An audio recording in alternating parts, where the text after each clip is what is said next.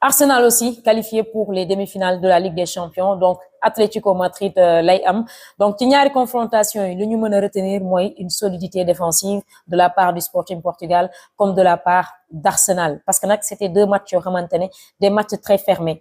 Heureusement pour Arsenal, à la 92e minute de jeu ci match aller bi, le Kai Havertz dugal bii boobu noonu. Et c'est ce but-là qui permet aujourd'hui à Arsenal de se qualifier pour les demi-finales parce que match tey bi à l'Emirates Stadium, match bi dafa soldé sur un score nul et vierge, donc 0 but partout. C'est vrai qu'en termes d'occasion, en termes de jeu, on ne voit pas quand tu es amoureux du football, c'est pas ce que tu vas pas aimer aujourd'hui regarder les matchs d'Arsenal, mais il y a un mérite. Arsenal est la seule équipe actuellement en Ligue des Champions depuis le début de la saison qui n'a pas perdu le moindre match. Loolu aussi, c'est parce que am nañ benn solidité défensive boo xamante ne en un certain mois de la saison xawoon nañ am benn fébrilité et loolu c'était dû tout simplement à aux blessures de Gabriel wala des fois Saliba blessé ñu aligné ko ak keneen mais paire boobu noonu rek buy am Saliba ak kooku di Gabriel même su fekkente ne des erreurs mën na am mais en tout cas on sait que c'est des défenseurs aujourd'hui qui sont vraiment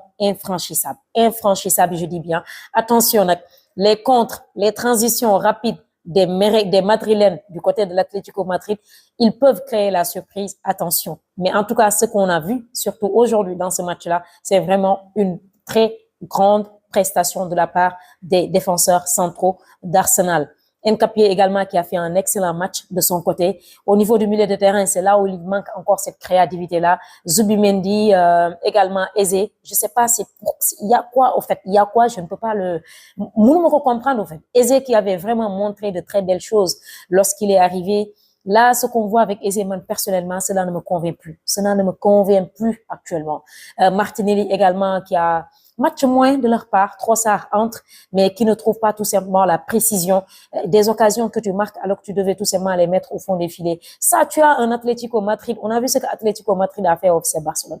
Mais bon, globalement, Guillaume Quérez également. Guillaume Quérez, il y a une occasion qu'il manque. Ça ne se rate pas vers la 53e, 56e minute de jeu.